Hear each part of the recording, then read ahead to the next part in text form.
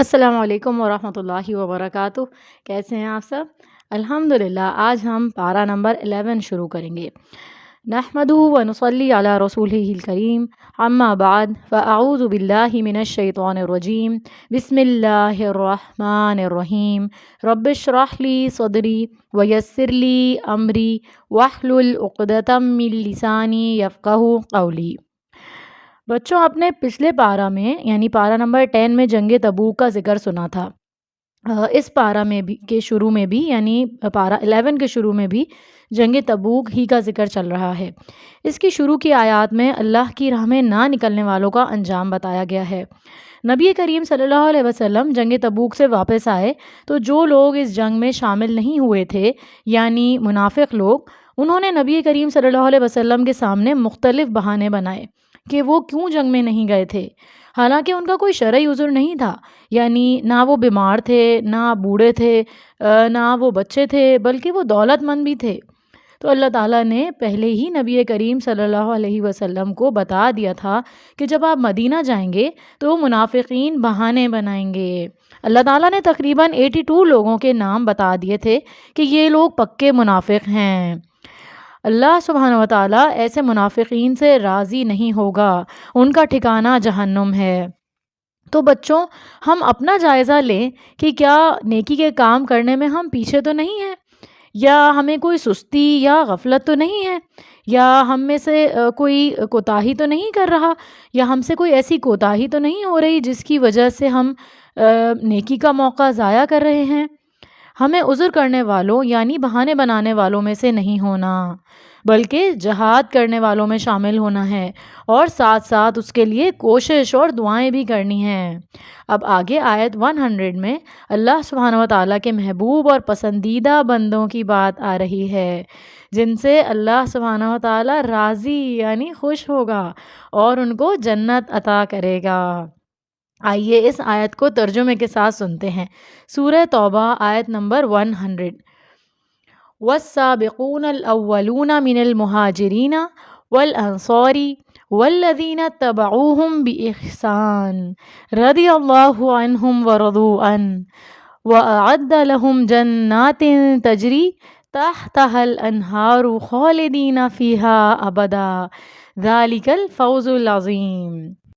وہ مہاجر اور انصار جنہوں نے سب سے پہلے ایمان لانے میں سبقت کی، اور وہ لوگ جنہوں نے احسن طریقے پر ان کی اتباع کی، اللہ ان سب سے راضی ہوا اور وہ اللہ سے راضی ہوئے۔ اللہ نے ان کے لیے ایسے باغ تیار کر رکھے ہیں جن میں نہریں جاری ہیں، وہ ان میں ہمیشہ رہیں گے۔ یہی بہت بڑی کامیابی ہے۔ اس آیت میں ان مہاجرین اور انصار کی تعریف کی گئی ہے جنہوں نے سب سے پہلے اسلام قبول کیا تھا اور اپنے مال اور جان سے اسلام کا ساتھ دیا تھا، اور پھر اس کے بعد ان نیک لوگوں کی تعریف کی گئی ہے جنہوں نے اخلاص کے ساتھ ان سبقت کرنے والوں کے راستے کی پیروی کی، یعنی اچھے طریقے سے ان کی اتباع کی۔ تو ان سب کے لیے خوشخبری ہے، یعنی جو لوگ کسی نیک کام میں پہل کرتے ہیں ان کا درجہ زیادہ بلند ہوتا ہے۔ تو ان سب کے لیے خوشخبری ہے کہ رضی اللہ عنہم ورضوا عنہ، اللہ ان سے راضی ہوا اور وہ اللہ سے راضی ہوئے، یعنی اللہ نے ان کو اپنی رضا کا سرٹیفکیٹ دے دیا۔ تو بچوں، اگر ہمیں بھی اللہ کی رضا، اس کی خوشی چاہیے تو ہمیں نیکیوں میں دوڑ لگانی ہوگی، یعنی زیادہ سے زیادہ نیکیاں کرنی ہوں گی۔ اب آگے آیت 102 میں ان لوگوں کا ذکر آ رہا ہے جن کے اعمال کچھ ملے جلے تھے، یعنی کچھ نیکیاں تھیں اور کچھ غلطیاں تھیں، تو انہوں نے اپنے گناہوں کا اعتراف کر لیا اور توبہ کی اور صدقہ دیا۔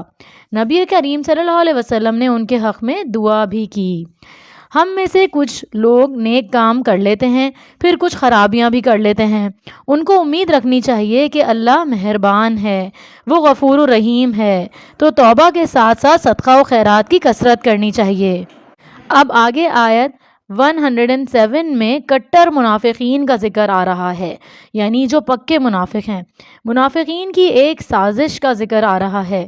سورہ توبہ آیت نمبر 107 کو دیکھتے ہیں۔ اس میں اللہ سبحانہ و تعالیٰ نے فرمایا وَالَّذِينَ اتَّخَذُوا مَسْجِدًا ضِرَارًا وَكُفْرًا وَتَفْرِيقًا بَيْنَ الْمُؤْمِنِينَ۔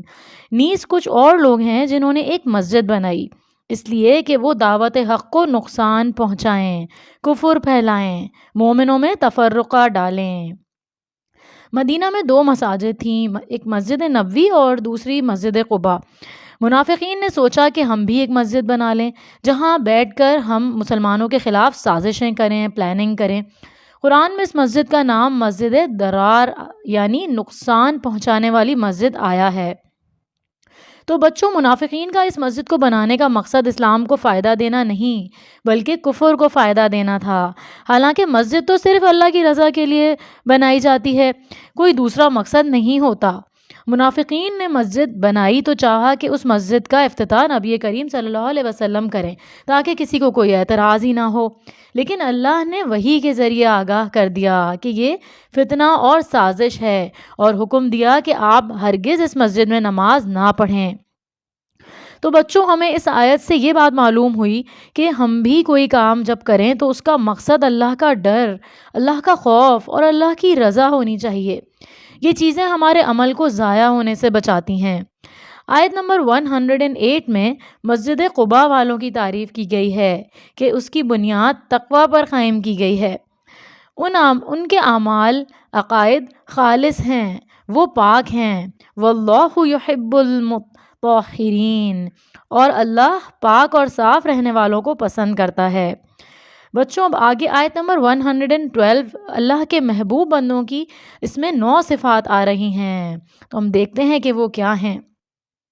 وہ توبہ کرنے والے، عبادت کرنے والے، اللہ کی تعریف کرنے والے، روزہ رکھنے والے، رکوع کرنے والے، رب کو سجدہ کرنے والے، نیکی کا حکم اور برائی سے روکنے والے اور حدود اللہ کی حفاظت کرنے والے ہوتے ہیں۔ سورہ توبہ کے آخر میں اللہ پر بھروسے کی بہترین آیت آ رہی ہے۔ آپ سب کو اس آیت کو میرے ساتھ پڑھنا ہے اور آپ نے اس آیت کو یاد بھی کرنا ہے۔ حسبی اللہ لا الہ الا ہو علیہ توکلت وہو رب العرش العظیم۔ مجھے میرا اللہ کافی ہے، جس کے سوا کوئی الہ نہیں، میں اس پر بھروسہ کرتی ہوں اور وہی عرش عظیم کا مالک ہے۔ اب سورہ یونس شروع ہو رہی ہے۔ بسم اللہ الرحمن الرحیم۔ قرآن میں کچھ سورتوں کے نام انبیاء علیہ السلام پر آئے ہیں، ان میں سے یہ پہلی سورہ ہے جو کسی نبی کے نام پر ہے۔ سورہ یونس آیت نمبر 5 میں ارشاد فرمایا گیا، هو الذی جعل الشمس ضیاء والقمر نورا وقدره منازل لتعلموا عدد السنین والحساب ما خلق اللہ ذلك الا بالحق یفصل الآیات لقوم یعلمون۔ وہی تو ہے جس نے سورج کو ضیاء اور چاند کو نور بنایا اور چاند کے لیے منزلیں مقرر کیں تاکہ تم برسوں اور تاریخوں کا حساب معلوم کر سکو۔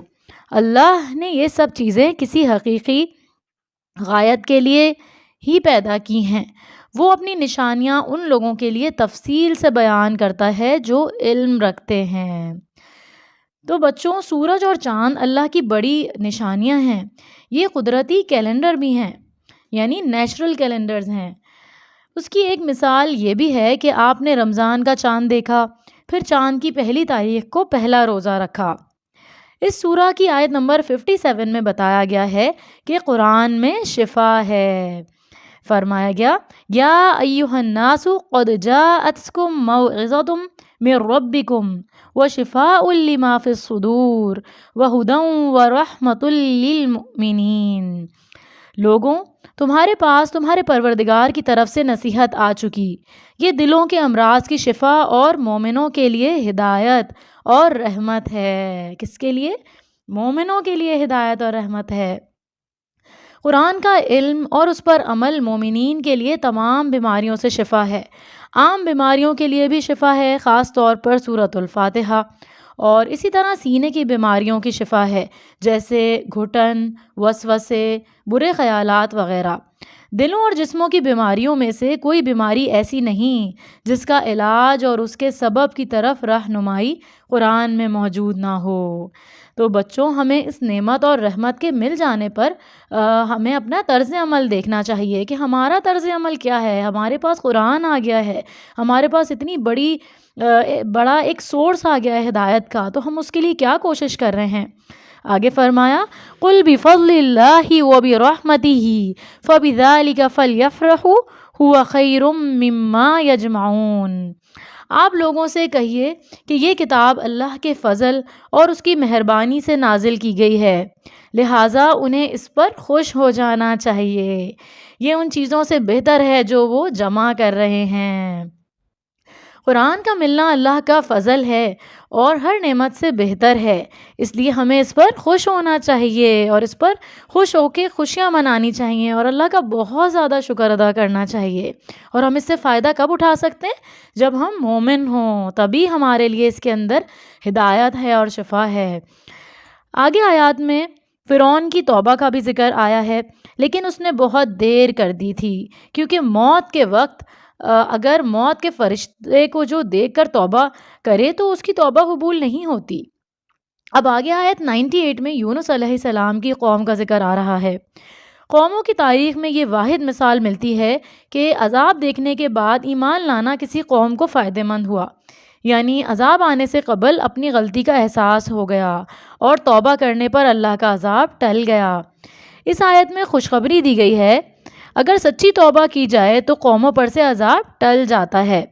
قوم یونس نے شرک اور گناہوں سے توبہ کی تو اللہ نے آیا ہوا عذاب ٹال دیا اور انہیں نعمتوں سے سرفراز کیا. سورہ ہود، یہ سورہ بھی ایک نبی کے نام پر ہے. اس سورہ کی آیت 3 میں استغفار کے فوائد بتائے گئے ہیں. بسم اللہ الرحمن الرحیم. وَأَنِ اسْتَغْفِرُوا رَبَّكُمْ ثُمَّ تُوبُوا إِلَيْهِ يُمَتِّعْكُمْ مَتَاعًا حَسَنًا إِلَىٰ أَجَلٍ مُّسَمًّى وَيُؤْتِ كُلَّ ذِي فَضْلٍ فَضْلَهُ وَإِن تَوَلَّوْا فَإِنِّي أَخَافُ عَلَيْكُمْ عَذَابَ يَوْمٍ كَبِيرٍ.